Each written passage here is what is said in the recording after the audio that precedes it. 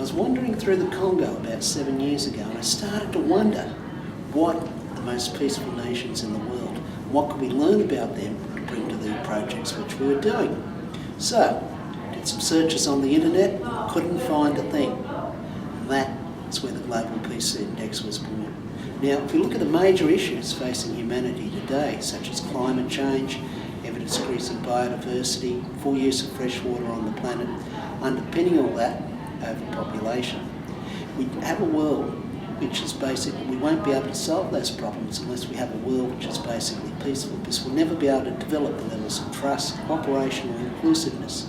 Therefore I'd argue this strongly, that peace is a prerequisite for the survival of the planet as we know it in the 21st century. I think what's most interesting about the index this year is that really, if we look at it, we find that the increases in violence are related to conflicts between citizens and their governments. This is especially epitomised by the Arab Spring. Yeah. So we look at that, there's drastic drops there. Libya's dropped 82 places. That's the largest drop of any nation in the 5-year history of the Global Peace Index. We find that Bahrain has dropped 47 places, Egypt 25 places. And this is largely on the back of increases in violent demonstrations, political instability, but also, which a lot of people don't realise, is increases in the level of violent crime. So what happens when you get the political instability, you get the violent demonstrations, the police are afraid to go out, but the criminals aren't.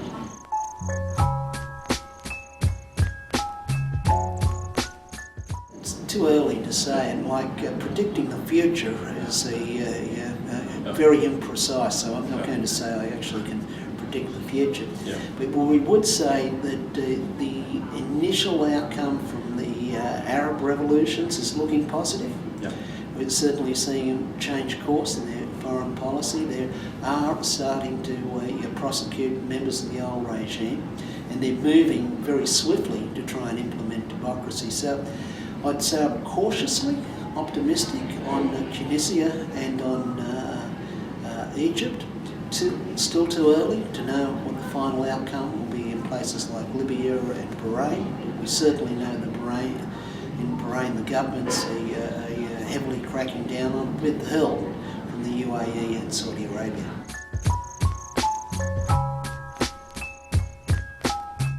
Ireland is far from perfect. It's literally got one of the highest homicide rates in the world, but there are lots of other areas where it is relatively peaceful. So what one has to do is look at each of the indicators and build them up. And quite often when we look at Rwanda, our heads will be stuck in a genocide which finished 20 years ago. So we come back and look at the level of militarisation within Rwanda, it's really quite low. It's not involved in any external conflicts at the moment, and so which means all those figures are down, whereas you'll find in the US they're up. The US has the highest jail population in the world. It's got 2.3 million of its citizens currently in jail, whereas Rwanda has a fairly low jail rate.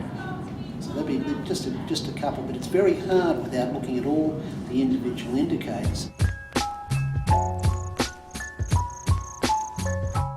One of the indicators which we use is the relationships with neighbouring states. Yeah. And because the neighbours and your relationships with the neighbours in the region have a very big impact on peacefulness. So where you've got relationships with one state interfering with another state and it's not wanted, then that comes up as political instability, and also comes up in terms of the relationships with neighbouring states indicator.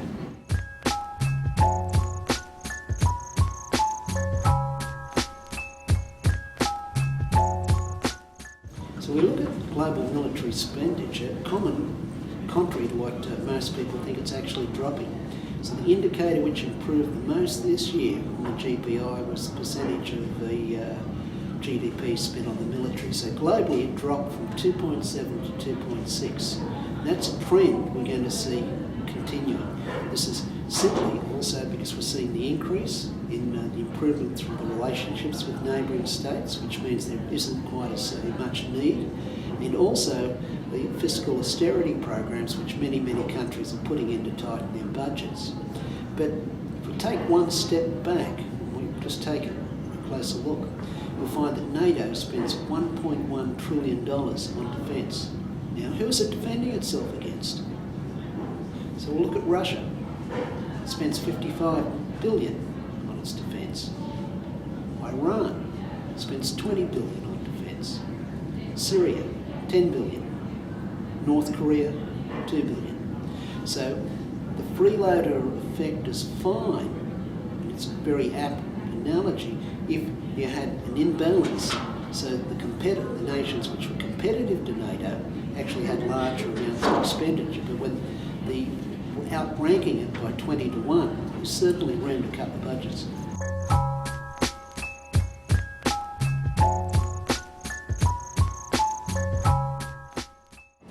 Certainly agree these are all problems, and they're problems which, if we could count them properly, would be really worth doing. But there's a limitation to being able to get data which covers 150 countries around the globe. So we have to work with statistics we can get, and work with the statistics which we know are accurate.